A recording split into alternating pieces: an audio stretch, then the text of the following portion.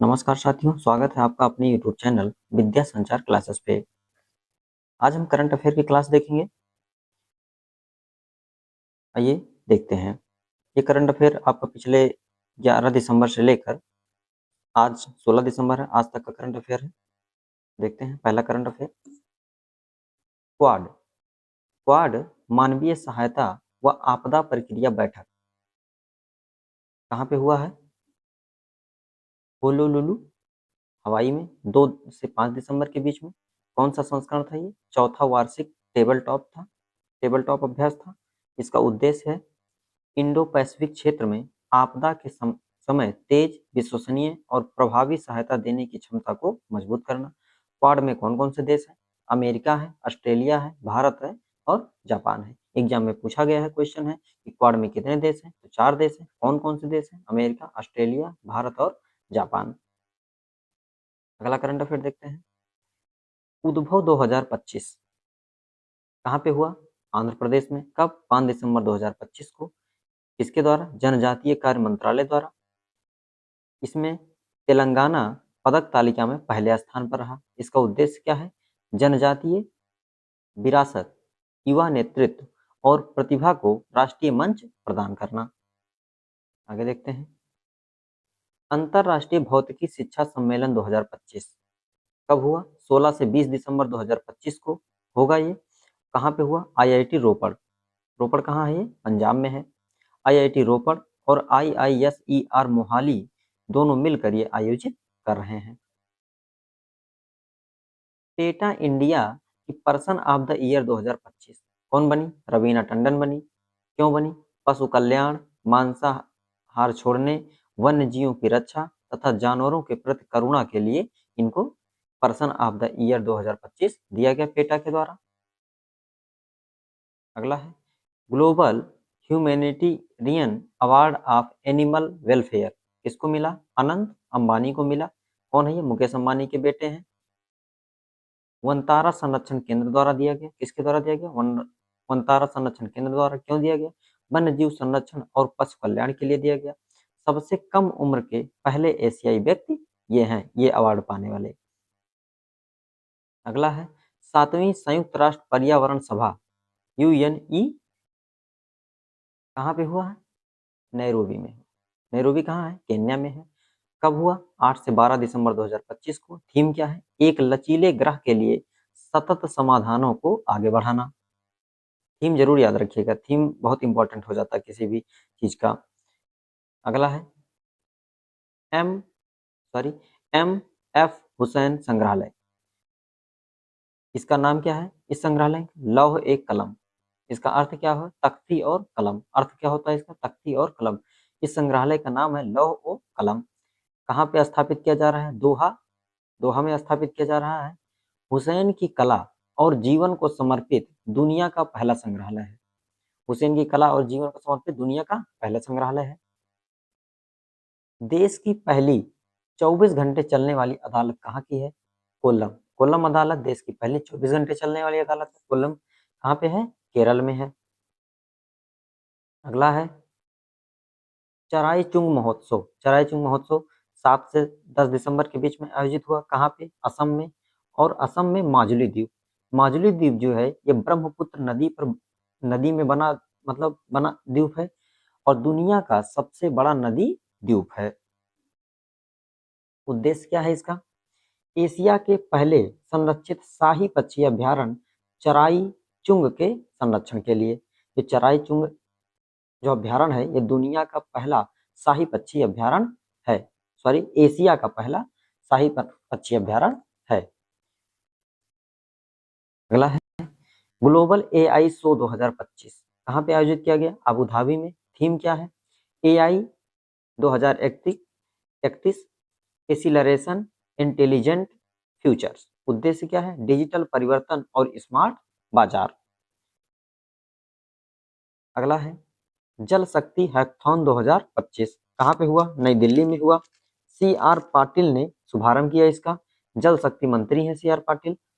और इसी हैकाथॉन में भारत विन नामक पोर्टल का भी शुभारंभ किया गया। ये भारत विन पोर्टल का लक्ष्य क्या है? देश भर में जमीनी जल समस्याओं के लिए व्यवहारिक और बड़े स्तर पर लागू करना। उद्देश्य क्या था जल शक्ति हैकाथॉन का?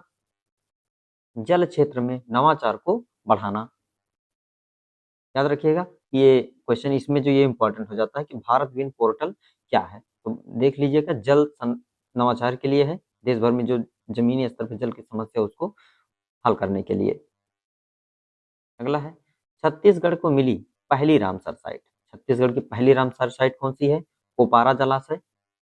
कोपरा जलाशय जो है छत्तीसगढ़ की पहली रामसर साइट है। और कोपरा जलाशय छत्तीसगढ़ में है कहाँ पे? बिलासपुर में। यह महानदी के ऊपरी जलग्रहण क्षेत्र में स्थित एक जलाशय। कभी कभी एग्जाम में सीधा पूछ लेगा कि कोपरा जलाशय किस नदी के क्षेत्र में है, तो बताइएगा महानदी के क्षेत्र में। 60 से अधिक प्रवासी पक्षी प्रजातियों का आश्रय प्रदान करता है ये। संकटग्रस्त ग्रेटर स्पाइटेड ईगल और लुप्त प्राय मिस्र का गिद्ध इसमें शामिल है। ये दोनों प्रजातियां भी यहाँ पे पाई जाती हैं। अगला है इफ्को साहित्य सम्मान। इफ्को साहित्य सम्मान 2025 किसको मिला है? मैत्रेयी पुष्पा को। किसको? मैत्रेयी पुष्पा को। और इसी में इफ्को युवा साहित्य सम्मान भी दिया गया है, वो मिला है अंकिता जैन को। यह सम्मान 30 दिसंबर 2025 को नई दिल्ली में प्रदान किया जाएगा। लियोन मेसी की 70 फीट ऊंची प्रतिमा। लियोन मेसी अभी भारत में आए थे तो कोलकाता में इनकी 70 फीट ऊंची प्रतिमा स्थापित की जा रही है। ये लोहे की प्रतिमा बनी होगी और ये दुनिया की सबसे बड़ी मेसी प्रतिमा होगी। कोलकाता जो है भारत की फुटबॉल राजधानी कहा जाता है। कोलकाता को भारत की फुटबॉल राजधानी कहा जाता है। मावेन अंतरिक्ष यान। मावेन अंतरिक्ष यान जो है ये नासा का है। कहाँ का है? नासा का है। ये क्यों चर्चा में है? इसलिए चर्चा में है कि नासा से इसका संपर्क वर्तमान में टूट गया है। यह मंगल ग्रह का चक्कर लगा रहा था, पिछले 10 सालों से ये काम कर रहा था, अब संपर्क इसका टूट गया है, तो मावेन चर्चा में है। इंपॉर्टेंट है, याद रखिएगा, सीधा एग्जाम में पूछ सकता है कि मावेन अंतरिक्ष यान किस देश से संबंधित है, तो अमेरिका से। किस अंतरिक्ष अगर एजेंसी पूछा जाए तो नासा, और ग्रह का नाम पूछा जाए तो मंगल ग्रह। बैंक ऑफ बड़ौदा भारत का सर्वश्रेष्ठ बैंक घोषित किया गया है। किसके द्वारा? द बैंकर के द्वारा भारत का सर्वश्रेष्ठ बैंक बैंक ऑफ बड़ौदा को घोषित किया गया है। अगला है भारतीय भाषा उत्सव 2025 का आयोजन कहाँ पे हो रहा है? नई दिल्ली में। शिक्षा मंत्रालय द्वारा इसका आयोजन किया जा रहा है।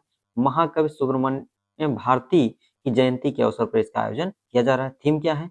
Many language one emotion. Theme जरूर याद रखिएगा। अगला है क्लीन एयर प्रोजेक्ट के लिए वर्ल्ड बैंक ने $305 मिलियन मंजूर किए हैं। किस राज्य के लिए? हरियाणा में सतत विकास के लिए। 2030 तक वायु गुणवत्ता में सुधार का इसका लक्ष्य है।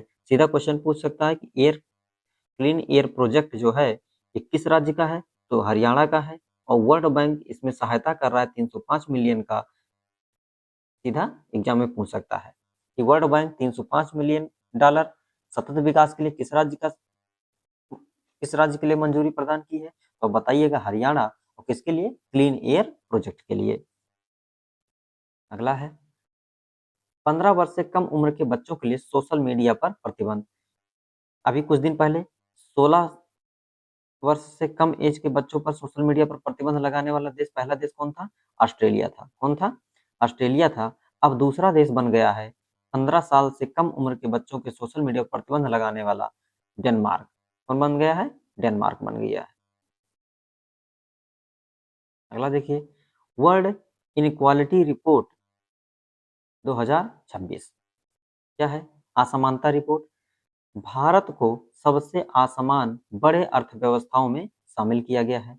भारत में शीर्ष 10% लोगों के पास राष्ट्रीय आय का 58% है। 58% संपत्ति है राष्ट्रीय आय का 10% लोगों के पास। और शीर्ष 1% लोगों में 22.6% हिस्सा रखते हैं। मतलब देश के 1% लोग जो हैं वो देश की संपत्ति का लगभग 22.6% हिस्सा रखते हैं। अगर 10% लोगों की बात किया जाए तो राष्ट्रीय आय का 58% संपत्ति रखते हैं। और वहीं अगर घर की बात किया जाए शीर्ष 10% घर 65% संपत्ति रखते हैं। आगे देखते हैं जंपिंग मकड़ी। जंपिंग मकड़ी की 2 प्रजातियों की खोज की गई है। कहाँ पे? मेघालय के जंगलों में। कहाँ पे? मेघालय के जो जंगल हैं उनमें इन मकड़ियों की खोज की गई है। किसके द्वारा? भारतीय भारतीय जीव वैज्ञानिक सर्वेक्षण द्वारा। मकड़ी का नाम क्या है? पहला है एसेमोना डेंटिस और दूसरे का नाम है कोलाइड्स नोंगवार। इन प्रजातियों का नाम जरूर याद रखिएगा क्योंकि एग्जाम में सीधा प्रजातियों का नाम ही पूछ सकता है। अगला है गोल्डन ग्लोब्स होराइजन अवार्ड। किसको मिला? आलिया भट्ट को मिला। कहाँ पे दिया गया? ये सऊदी अरब के जेद्दा में ये अवार्ड इनको प्रदान किया गया। अगला है time person of the year 2025 किसको मिला? आर्किटेक्ट्स ऑफ एआई को। किसको मिला? आर्किटेक्ट्स ऑफ एआई को time person of the year इस बार 2025 का दिया गया है। एडीबी ने भारत की आर्थिक विकास दर को बढ़ा दिया है। पहले ये विकास दर 6.5% थी। अब वित्तीय वर्ष 2025-26 के लिए ये विकास दर 7.2 कर दी गई है, जो दुनिया में सबसे अधिक है। आशा करता हूँ ये करंट अफेयर की वीडियो आप लोगों को पसंद आई होगी। चैनल पे नए हैं तो लाइक कर दीजिए, सब्सक्राइब कर दीजिए और शेयर कर दीजिए। और आप लोगों से आग्रह है कि वीडियो को आप लोग पूरा देखा करिए। धन्यवाद।